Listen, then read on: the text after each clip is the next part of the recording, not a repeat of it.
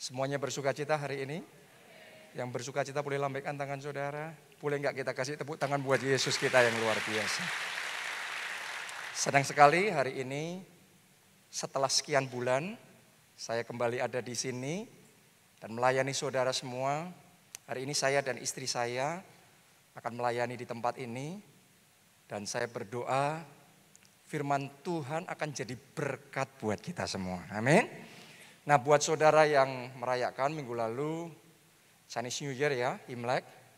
Jadi Gong Si Fa Cai, Kyong Hee. Ya, buat Anda yang merayakan, doa saya di tahun yang baru, anugerah yang baru, berkat yang baru, Tuhan curahkan dalam hidup kita. Amin. Ya, kita langsung masuk di dalam firman Tuhan, tapi sebelum itu firman Tuhan Februari ini kita akan bicara tentang family. Kita bicara tentang keluarga. Tapi Januari kemarin kita sampaikan pesan Tuhan tentang 2022. Yaitu tahun berakar dan berbuah. Saya percaya tidak kebetulan Tuhan bicara tentang berakar dan berbuah. Saudara harus ngerti bahwa tema itu bukan tema yang sembarangan kita sampaikan. Tapi kita percaya itu tema yang sungguh-sungguh Tuhan kasih buat kita. Jadi doa saya Anda benar-benar tangkap rema itu. Dan ajaan saya jadi anak Tuhan. Jangan cuma di permukaan. Jadilah anak Tuhan yang berakar.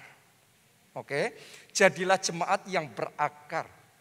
Jadilah orang Kristen yang berakar. Salah satu penyebabnya Tuhan sudah perlihatkan sama saya dalam spirit. Di 2022 ini akan ada banyak tantangan, banyak sekali gelombang-gelombang ini dan itu terjadi yang sekarang mungkin kita belum ngerti. Itu sebabnya kalau orang tidak berakar, Tuhan Yesus ngomong seperti rumah dibangun di atas dasar pasir, waktu nggak ada apa-apa, dia anteng-anteng saja. Tapi begitu hujan turun, banjir melanda, angin bertiup. Yesus ngomong rumah yang dibangun di atas pasir, dia akan roboh. Tapi rumah yang di atas dasar batu karang yang kuat. Artinya kalau kehidupan kita itu kuat, berakarnya benar, berakarnya kuat. Maka hujan yang sama, banjir yang sama, angin ribut yang sama yang datang, yang lain roboh, kita tetap kokoh. Doa saya itu hidup saudara-saudara semua yang ada di tempat ini. Gelombang apapun terjadi, tantangan apapun yang datang, 1000 boleh rebah di kirimu, 10.000 rebah di kananmu. Tapi Tuhan menopang hidupmu, engkau tetap teguh, engkau tetap kuat, engkau tetap kokoh di dalam Tuhan. Amin. Berakarlah di dalam Tuhan. Saudara harus ngerti, ini nanti 2022 dalam tanda kutip hujannya kencang, banjirnya kuat, angin ributnya banyak sekali, ribut-ribut ini itu dan lain sebagainya. Karena itu berakarlah.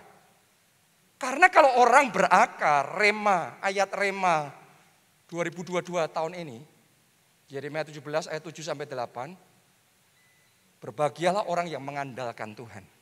Doa saya Anda jadikan Tuhan andalan dalam hidup saudara. Amin. Yang kayak gitu disebut berbahagia. Kenapa? Karena ia ibarat pohon yang ditanam di tepi sungai. Akarnya merambat sampai ke air, sampai ke sungai itu.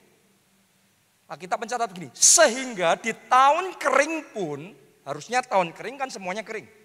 Namanya juga tahun kering. Tahun masalah, tahun sukar. Harusnya kering. Tapi untuk pohon yang ditanam di tepi sungai yang akarnya merambat sampai ke akar, di tahun kering daunnya tetap hijau. Hijau itu berarti dia segar. Bahkan dia tidak berhenti menghasilkan buah. Ayat itu mencatat begitu. Saya berdoa itu yang terjadi dalam hidup saudara. Sementara kita berakar kuat di dalam Tuhan, 2022 boleh jadi tahun kering, tahun sukar, tahun banyak tantangan. Tapi jemaat keluarga Allah di tempat ini dan yang mengikuti secara online tahun ini saudara tetap segar, engkau tetap berbuah lebat, dan kemenangan-kemenangan Tuhan kerjakan dalam hidup saudara. Amin. Karena itu berakarlah. Berakar di dalam Tuhan, berakarlah di dalam firman-Nya, ikut Yesusnya sungguh-sungguh. Badai apapun yang terjadi dalam hidupmu, engkau tetap kokoh, engkau bisa bertahan, bahkan berkemenangan. Jadi lebih dari pemenang. Ya, itu sebabnya kita masuk di bulan Februari ini, nanti Maret dan seterusnya. Ingat baik-baik apa yang saya sampaikan hari ini. Kalau banyak angin ribut-ributnya, kalau banyak nanti hujannya, masalah banyak sekali. Badainya, gelombangnya, banjirnya mengerikan sekali. Saudara sudah dengar pesan Tuhan disampaikan di gereja kita sepanjang Januari kemarin. Berakar yang kuat. Berakar yang kuat. Karena yang berakar tahun ini akan tetap berbuah. Yang lainnya kering, tapi kita mekar, kita bertumbuh, kita berkembang, dan Tuhan bawa kita mengalami terobosan besar. Ayo tepuk tangannya sekali lagi yang paling meriah buat Tuhan. Haleluya. Nah jadi hari ini kita akan masuk di dalam satu seri firman Tuhan baru. Saya sudah kasih tahu tadi judulnya, topiknya tentang keluarga. Dan judulnya adalah akar kebahagiaan dalam keluarga. Selama sebulan ini kita akan bicara tentang hal itu. Ya, jadi kalau di Februari, kalau di Jogja saya ngelihat masih anteng-anteng. Tapi kalau di Jakarta, grafik coronanya sudah mengamuk. Ya, terus kemudian ribut-ributnya sudah mulai banyak. Di bulan Februari ini, saudara banyak fokus sama keluarga. Bangun akar keluarga yang benar. Sehingga di tahun ini apapun yang terjadi, keluargamu enggak roboh. Pernikahanmu enggak roboh. Doa saya tahun ini, keluargamu kokoh. Bahkan melalui firman Tuhan ini, pemulihan terjadi. Oke, jadi mari kita bangun akar yang benar di dalam kehidupan keluarga kita. Sebulan ini kita akan belajar tentang itu. Hari ini bagian pertama dulu saya mau bicara tentang happy marriage. Pernikahan yang bahagia. Tahukah saudara, desain awalnya Tuhan menciptakan yang namanya pernikahan adalah supaya kita punya pernikahan yang bahagia. Makanya ketika Tuhan menciptakan Adam, terus kemudian setelah itu Hawa, Tuhan taruh mereka di mana? Taman Eden. Tahukah saudara, Eden itu artinya pleasure, artinya kesenangan. Tuhan taruh Adam dan Hawa di tempat yang penuh kesenangan, di Taman Eden, tempat yang nikmat, tempat yang menyenangkan.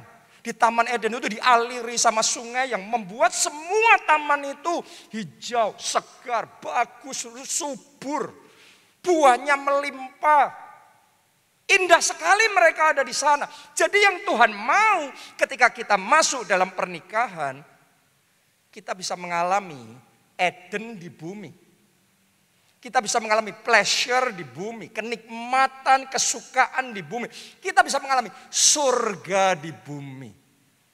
Saya berdoa melalui firman Tuhan ini, saudara yang sudah menikah, mulai hari ini pemulihan terjadi. Dan surga di bumi engkau bisa rasakan di dalam pernikahanmu. Oke, ya. Masalahnya banyak orang belum ngalami itu. Saya tahu banyak orang yang menikah bukan ngalami surga di bumi, sebaliknya neraka di bumi isinya masalah, isinya bertengkar, isinya sakit hati, stres, depresi. Tapi saya percaya kalau firman Tuhan disampaikan tidak pernah kebetulan. Tuhan punya rencana. Buat Anda yang mengalami pergumulan di dalam pernikahan saudara, ayo kita baca 1 Korintus 10 ayatnya yang ke-13. Pencobaan-pencobaan yang kamu alami ialah apa? Ialah apa? Pencobaan biasa. Alkitab yang ngomong. Mungkin yang Anda rasakan masalahmu luar biasa. Urusan dalam pernikahanmu luar biasa. Tapi hari ini mari kita luruskan pikiran, mari kita luruskan hati kita. Karena Alkitab yang ngomong pencobaan yang kamu alami ialah pencobaan biasa. Boleh ngomong amin saudaraku. Mulai hari ini jangan ngomong pencobaanmu luar biasa, masalah pernikahanmu luar biasa, kekisruhan di dalam keluargamu luar biasa. No, biasa. Kalau ada yang luar biasa dalam hidup kita cuma satu. Yesus kita luar biasa. Tuhan kita luar biasa. Masalah kita biasa, tapi kita punya Tuhan luar biasa. Makanya Alkitab ngomong pencobaan yang kamu alami pencobaan biasa. Yang tidak melebihi apa? Kekuatan manusia. Mungkin Anda nggak ngerasa. Tapi hari ini saya sampaikan, Tuhan berikan kekuatan lebih besar dari pencobaan saudara. Jadi buat Anda yang merasa sudah gak kuat lagi, rasanya mau putus asa, gak mau bertahan lagi dalam pernikahan itu, mau putus saja, mau berhenti saja. Saya mau ngomong sama saudara, hari ini terima kekuatan yang dari Tuhan. Karena kekuatan yang Dia berikan lebih dari pencobaan kita. Anda bisa. Jangan menyerah dalam pernikahanmu. Anda bisa. Tuhanmu yang luar biasa menolong saudara dan memberi kekuatan kepada saudara. Amin. Sebab Allah setia dan karena itu Ia tidak akan membiarkan kamu dicobai melampaui kekuatanmu. Pada waktu kamu dicobai, berarti akan datang pencobaan itu. Karena ditulis pada waktu kamu dicobai, bukan jika. Kalau jika bisa jika ya, bisa jika tidak. Tapi kalau pada waktu berarti semua orang pasti dicobai. Nah, ketika pencobaan itu datang, pada waktu kamu dicobai, Ia akan memberikan kepadamu apa? Yang keras apa?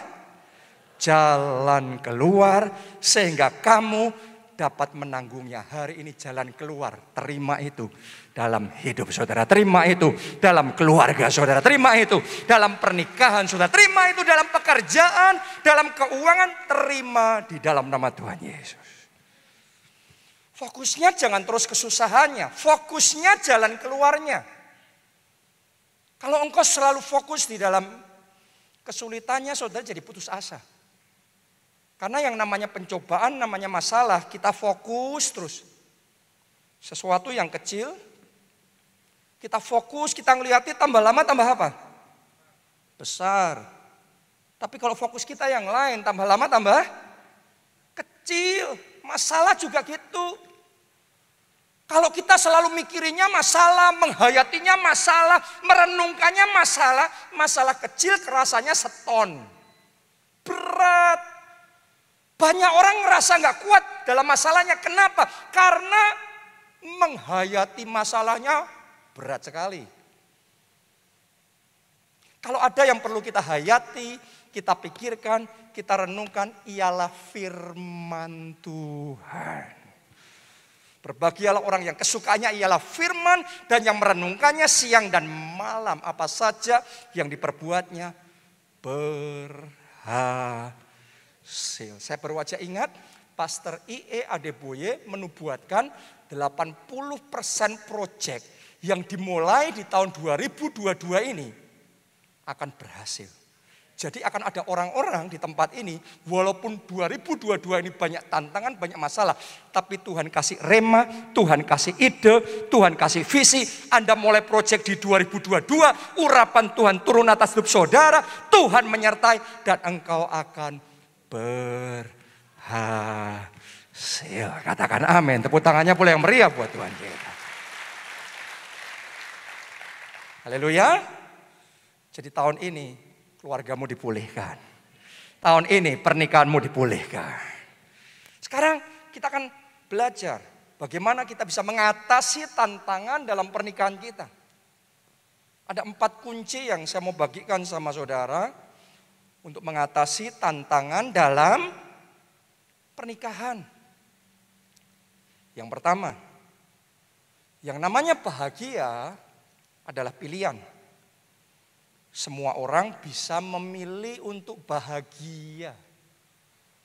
Banyak orang berpikir karena keadaan saya, keluarga saya begini, pasangan saya seperti itu, maka saya tidak bisa bahagia. Tapi hari ini saya mau sampaikan kebenaran kepada kita semua. Bahagia itu pilihan dan dalam keadaan apapun saudara bisa bahagia. Kok bisa? Coba Anda belajar dari yang namanya pohon korma. Pohon korma itu adanya di tempat yang kering. Secara fisik sukar, berat, tidak menyenangkan. Tapi hebatnya dalam lingkungan yang sukar, yang kering, pohon korma ini bisa tetap bahagia. Mungkin Anda tanya sama saya, kok Pak Jo tahu kalau pohon korma bahagia? Ya, buktinya apa? Pertama, pohon korma nggak mati, sekalipun ditanam di tempat yang kering. Dia survive, dia tetap hidup. Bukan cuma hidup, dia bertumbuh. Di tempat yang kering loh, dia tetap bertumbuh. Bahkan dia berbuah. Kalau Anda makan korma, Anda akan ngerti. Buah yang dihasilkannya bukan buah yang pahit, bukan buah yang kecut, bukan buah yang gak enak. Tapi buahnya manis. Dan buahnya lebat.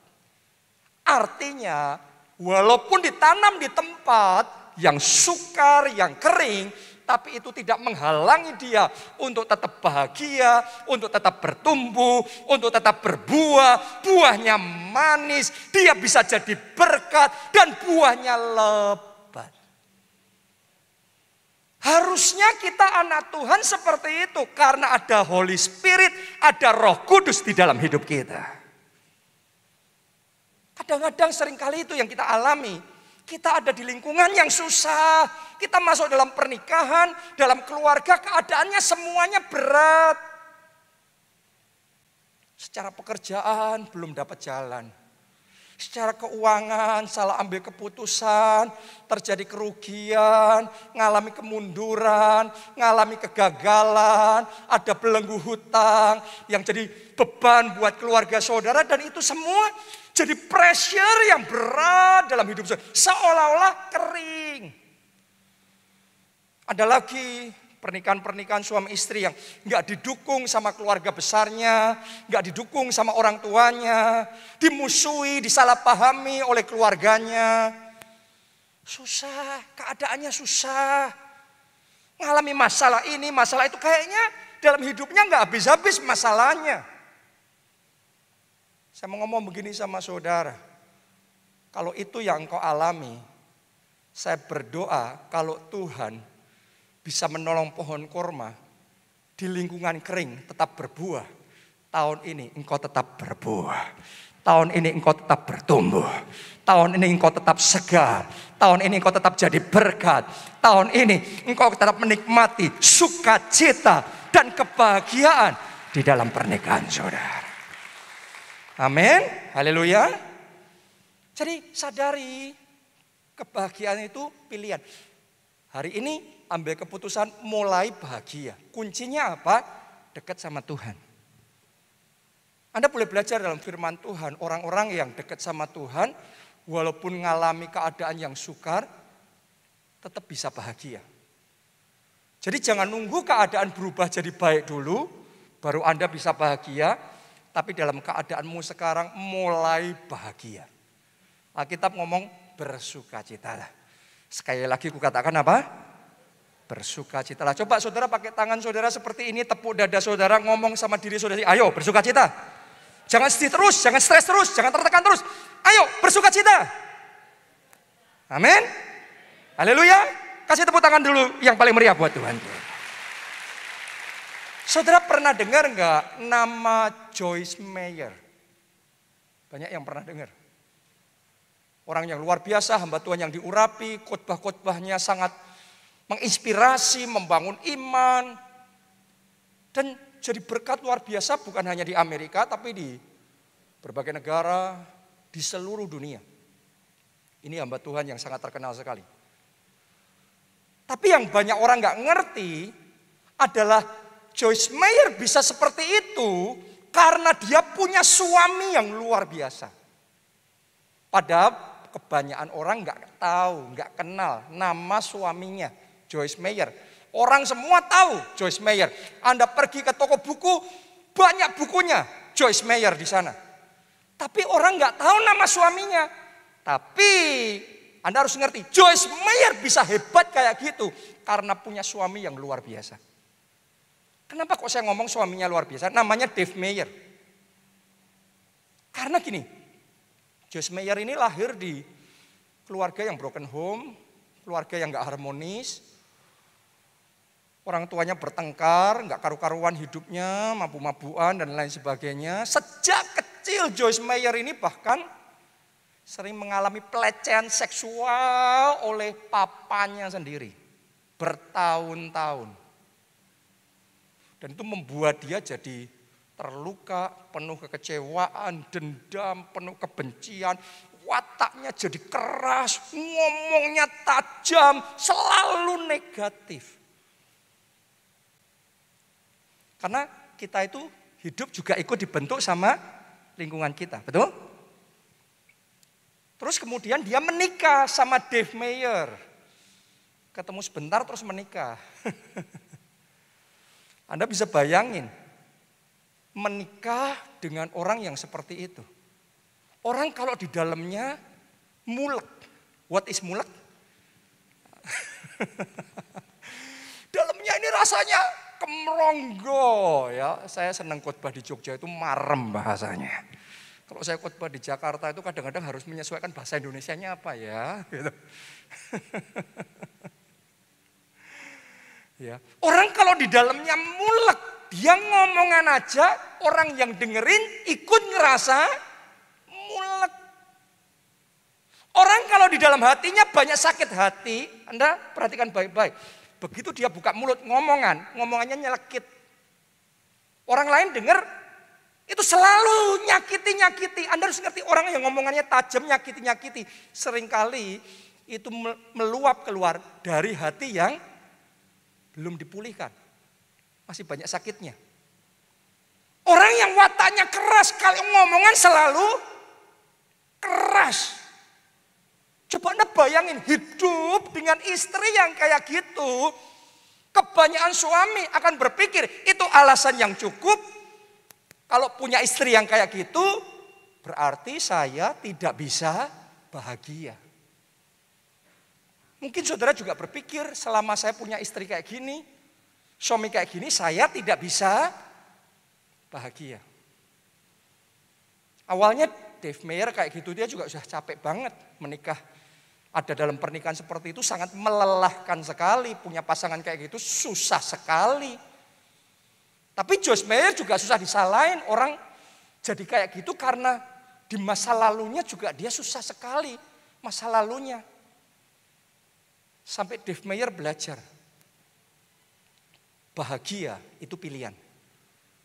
Dan dia tidak harus nunggu istrinya jadi positif dulu, istrinya jadi baik dulu, istrinya jadi lembut dulu, baru dia bisa bahagia. No, istrinya masih tetap seperti itu. Dave Meyer sekarang ngerti, dia tetap bisa bahagia kalau dia dekat sama Tuhan. Jadi dia ambil keputusan dalam kondisi seperti itu. Dia sadar kalau kayak gini terus seumur hidupku aku gak bahagia. Jadi bukannya bercerai, dia ambil keputusan dekat sama Tuhan. Dan ketika dia dekat sama Tuhan, Alkitab yang ngomong, hanya dekat Allah aku tenang. Dekat Tuhan aku damai. Dekat Tuhan aku happy, aku bahagia. Jadi walaupun punya istri seperti itu, karena dia banyak dekat sama Tuhan, Roh Kudus penuhi hatinya, ada damai sejahtera yang melampaui segala akal. Ada sukacita yang mengalir dalam hidupnya. Doa saya, damai yang dari Tuhan, sukacita yang dari Tuhan saat ini mengalir dalam hati saudara, penuh dalam roh saudara. Boleh katakan amin. Kita kasih tepuk tangannya meriah buat Tuhan kita. Dan sejak saat itu dia mulai bisa bersuka cita, dia mulai bahagia. Dan ketika dia bahagia, ngalir keluarnya enak. Istrinya mau ngomong yang pahit, dia ngomongnya tetap manis.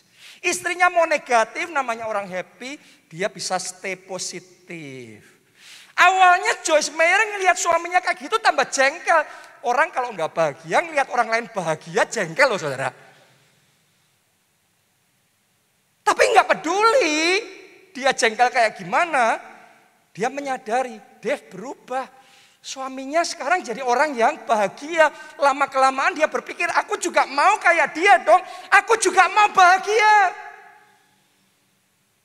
Dave yang bahagia ini, sejak dia dekat sama Tuhan, hatinya bahagia. Dia kerja, dia happy. Dia punya hobi main golf, dia happy. Dia ngelakuin ini itu, dia happy.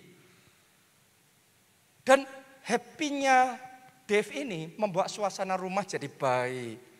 Kalau tadinya negatif, Joyce Meyer ngomong negatif, terus dibalas dengan negatif. Anda bayangin negatif kuadrat, jadi apa rumah itu? Seringkali gitu kan keluarga kita, jadi neraka di bumi karena negatif, dilawan negatif. Padahal firman Tuhan ngomong, kalahkan kejahatan dengan kebaikan. Namanya kalahkan kejahatan dengan kebaikan, endingnya harus ada kebaikan aja. Kalau saudara ngomong sama pasangan saudara, kamu jadi baik dulu, aku baru akan baik. Gak bisa.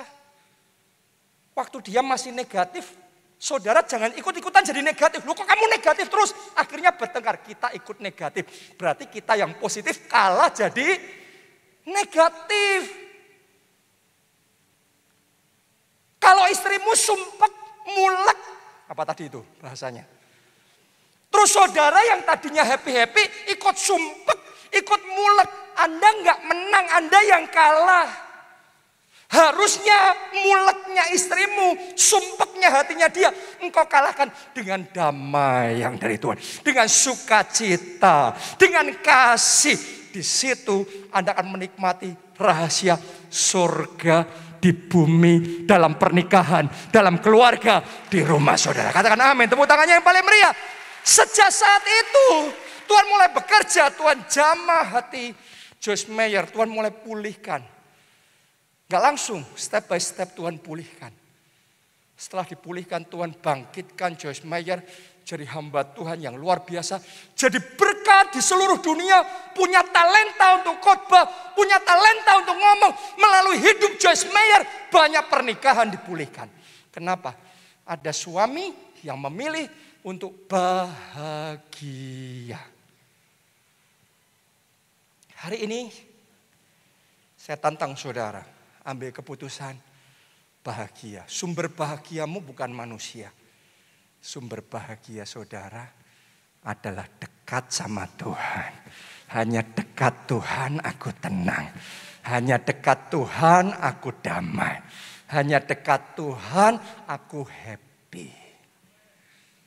Amin. Itu yang pertama. Yang kedua, bagaimana kita mengatasi tantangan dalam pernikahan, dalam keluarga kita. Pilihlah untuk tidak pernah menyerah dengan pernikahan Anda. Jadi ngalami tantangan seperti apapun, jangan pernah menyerah. Karena godaan untuk menyerah sering muncul. Apalagi dalam situasi yang susah. Godaan untuk cerai, untuk pisah itu muncul. Ketika Anda mengalami kesulitan di dalam pernikahan saudara. Tapi jangan pernah menyerah karena butuh waktu. Sama seperti pohon. Pohon itu merambatkan merambatkan akar sampai ketemu air butuh perjuangan. Benar apa tidak? Apalagi kalau pohon korma ditaruh di tempat yang kering, dia sudah merambatkan akar masih kering. Jadi butuh perjuangan ekstra sampai dapat air. Pernikahan itu kayak gitu. Air itu bicara kebahagiaan. Kebanyakan orang berpikir maunya begitu menikah langsung bahagia selamanya. Saya mau ngomong sama saudara, ada nggak pernikahan yang begitu menikah langsung cocok semuanya, ideal semuanya, jadi pasangan paling bahagia? Ada nggak kayak gitu? Ada, tapi adanya cuma di sosial media. Di Instagram ada banyak itu. Oke, yang Anda melihat, wah ini keren, ini pasangan ideal. Saya mau ngomong sama saudara, sami mawon. Kenapa? Karena saya tahu persis orang-orang yang kayaknya begitu indah di sosial media. Justru pernikahannya lebih parah dari pernikahanmu. Cuma image-nya aja yang kayaknya mentereng. Itu bisa disetting, foto bisa disetting. Image bisa di-setel, bisa dipersepsikan. Tapi bicara balik realitas dalam pernikahannya, sama aja ngalami pergumulan. Tapi saat kita ngalami pergumulan, ketidakcocokan sama suami kita, sama istri kita, jangan menyerah.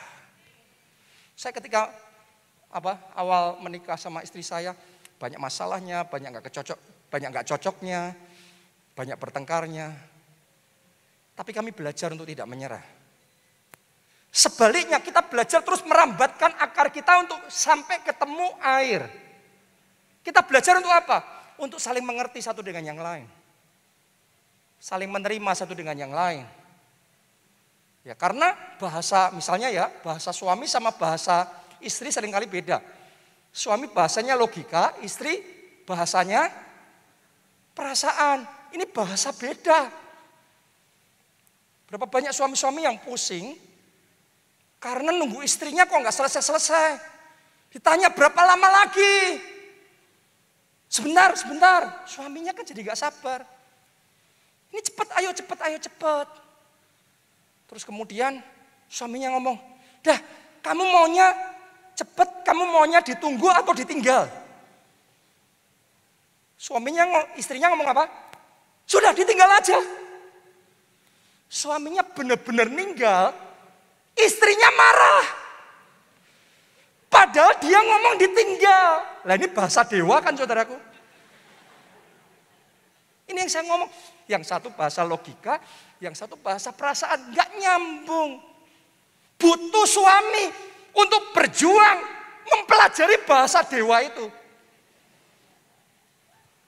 Dan butuh istri untuk menyadari, untuk mengerti, oh suamiku kalau aku ngomong gak digamblangin, gak dicetokin, orang mudeng.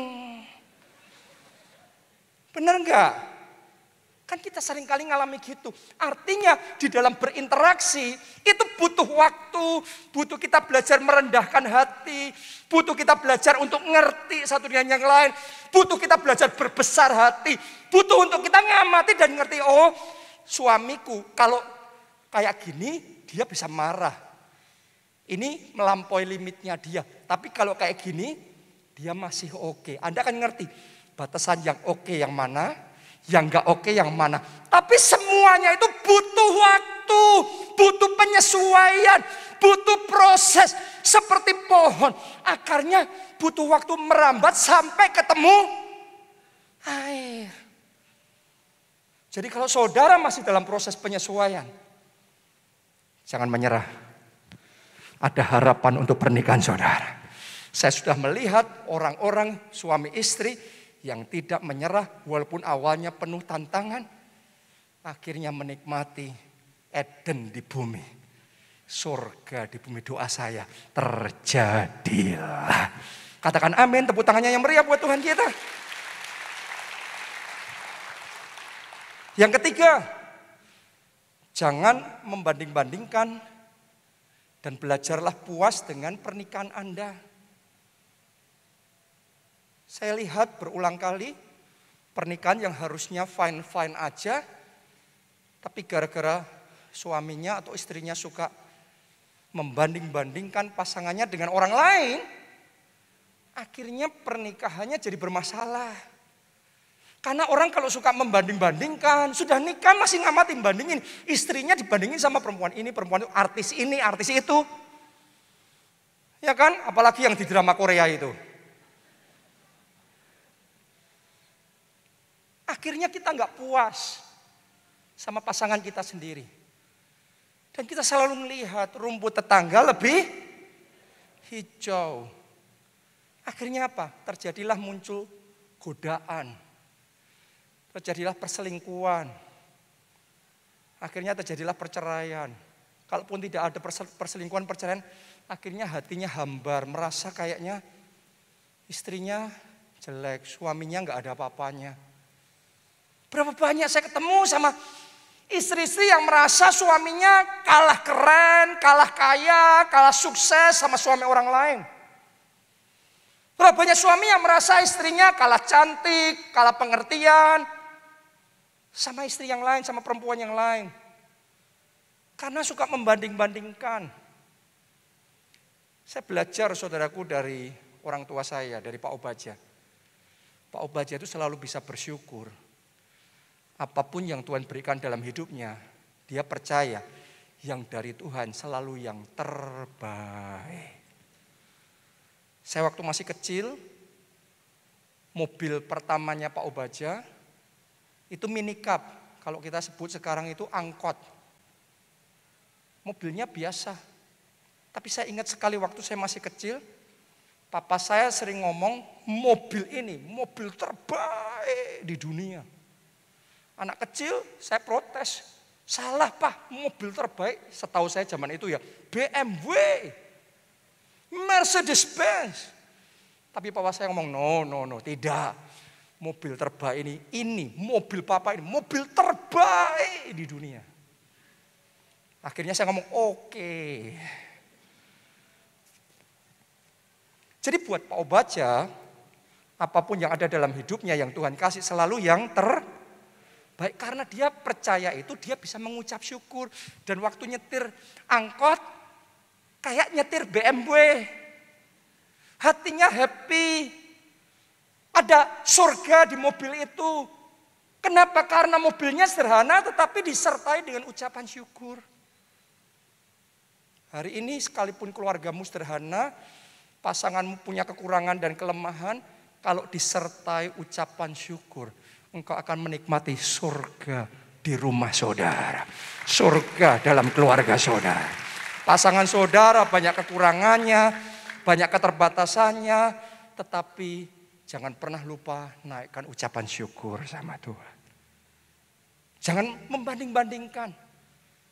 Cukupkan dengan apa yang ada dan naikkan ucapan syukur sama Tuhan. Itu yang ketiga. Yang terakhir, yang keempat. Teruslah bertumbuh dalam mengasihi pasanganmu. Jadi kasih itu jangan mandek, jangan stagnan. Kasih itu harus apa? Bertumbuh dan terus bertumbuh. Bertumbuhnya jangan waktu pacaran dulu aja.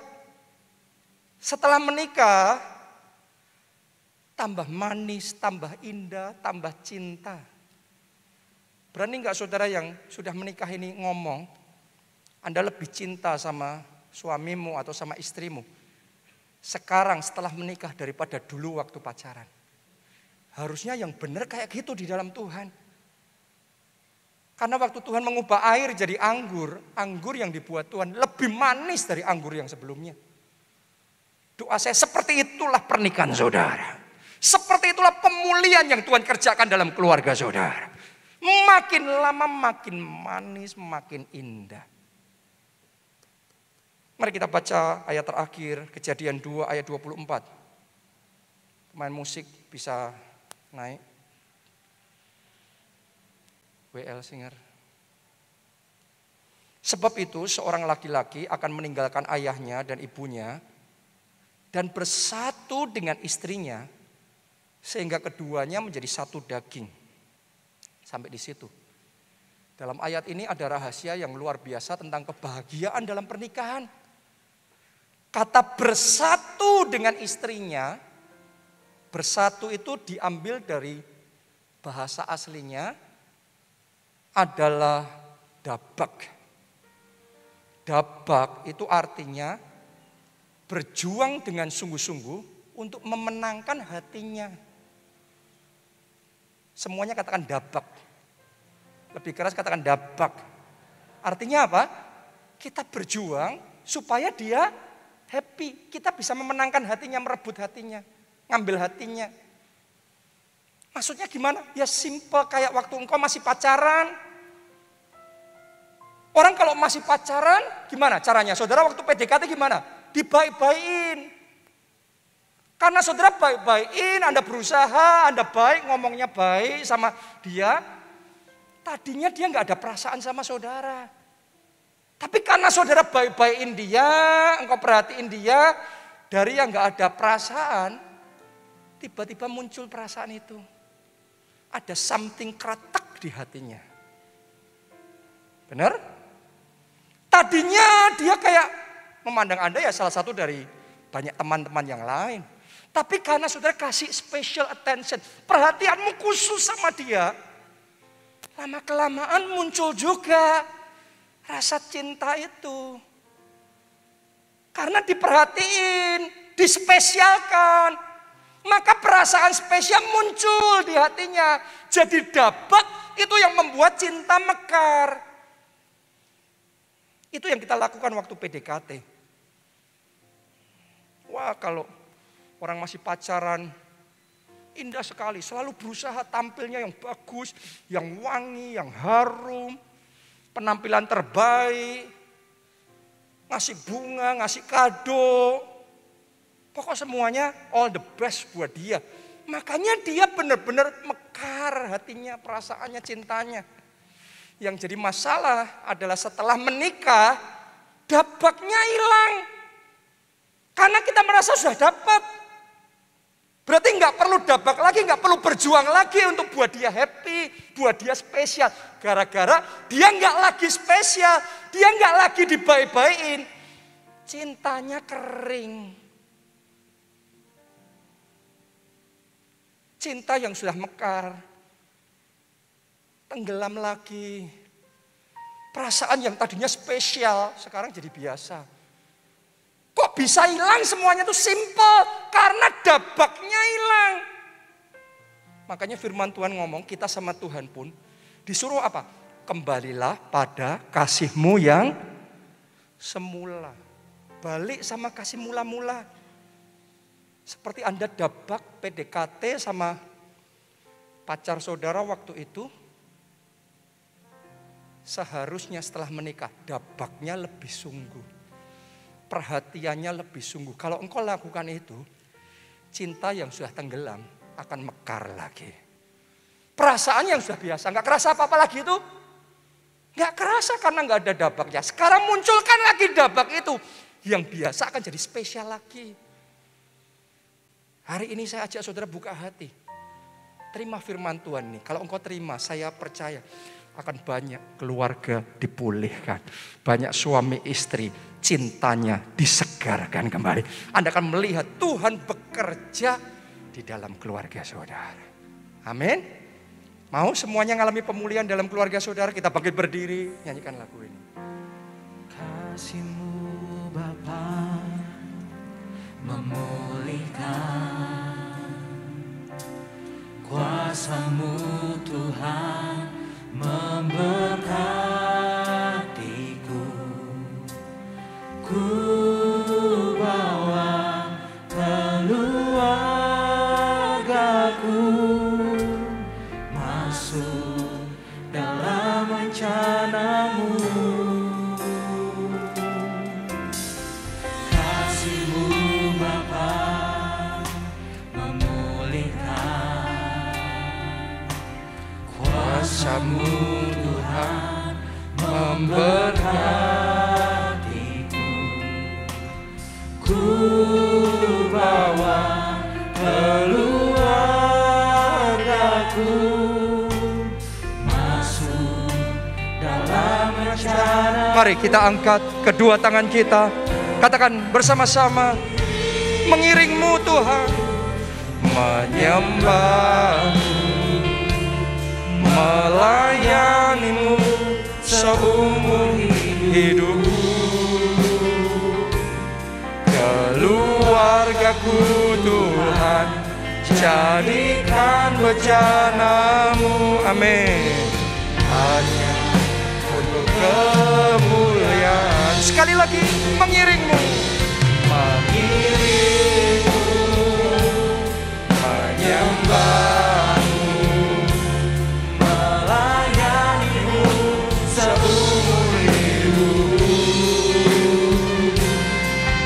Keluargaku Tuhan, jadikan bejana-Mu, hanya untuk kemuliaan-Mu. Saya yakin bulan ini yang Tuhan akan kerjakan adalah pemulihan keluarga. Tuhan akan pulihkan hati suami balik sama istrinya, hati istri balik sama suaminya, hati bapak balik sama anaknya, hati anak balik sama bapaknya. Tuhan akan pulihkan pernikahan yang sudah di ujung tanduk. Tuhan akan pulihkan keluarga saudara. Tapi satu hal yang kita harus sadar, untuk kita ngalami seperti itu, kita perlu buka hati kita dan izinkan Yesus masuk dalam hidup kita. Jadi Tuhan dan Juru Selamat kita. Pertama secara pribadi dan juga kemudian untuk keluarga kita. Karena kalau Yesus ada, maka Dia akan bekerja. Dia akan memulihkan. Dia akan melembutkan hati yang keras. Dia akan berbicara dan menjamah hati kita. Jadi buat saudara yang belum pernah undang Yesus sebagai Tuhan dan Juru Selamat, saya ajak, ayo kita angkat dua tangan kita, ikuti doa ini, katakan, Tuhan Yesus, masuklah dalam hatiku, jadi Tuhan dan Juru Selamatku, ampuni dosa-dosaku, sucikan dan kuduskan aku, selamatkan hidupku, mulai sekarang hidupku milik Tuhan Yesus dan aku mau hidup bagi Yesus. Terima kasih Tuhan. Sekarang semuanya katakan dengan keras, Tuhan Yesus, pulihkan keluargaku. Mari semuanya masing-masing berdoa buat keluarga Anda masing-masing.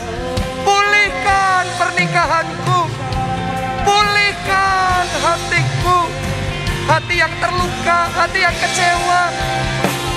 Pulihkan hati ini, pulihkan pernikahanku, cinta yang sudah hambar, pulihkan anggur cinta yang manis kembali.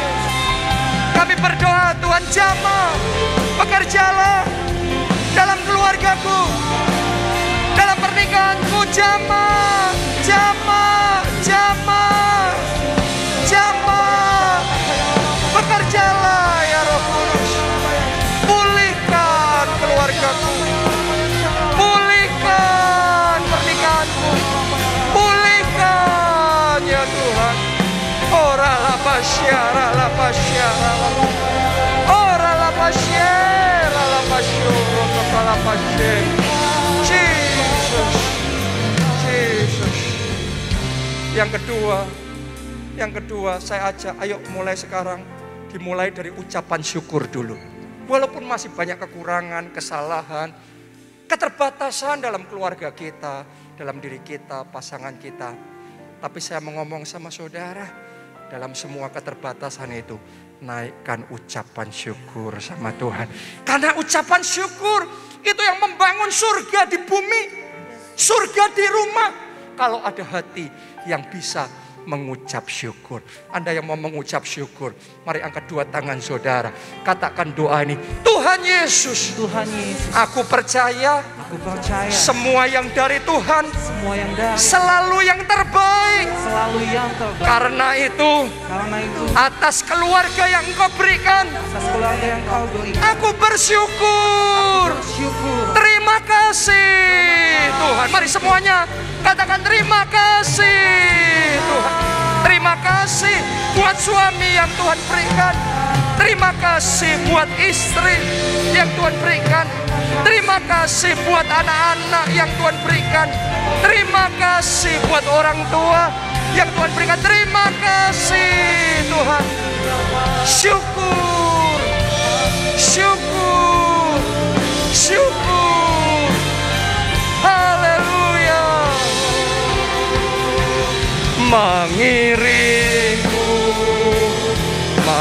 menyembahmu, amin, melayanimu seumur hidup. Keluargaku Tuhan, jadikan bejanamu, hanya untuk kemuliaan-Mu. Mari bersama-sama angkat dua tanganmu dan dikatakan mengiringmu, mengiringmu, menyembahmu, melayanimu seumur hidup. Keluargaku Tuhan, jadikan bejanamu, hanya untuk kemuliaan-Mu.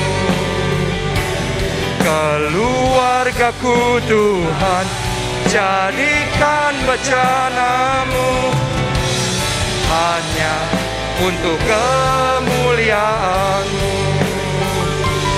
Keluargaku Tuhan, jadikan bejanamu, hanya untuk memuliakan-Mu. Haleluya. Terima kasih Tuhan Yesus.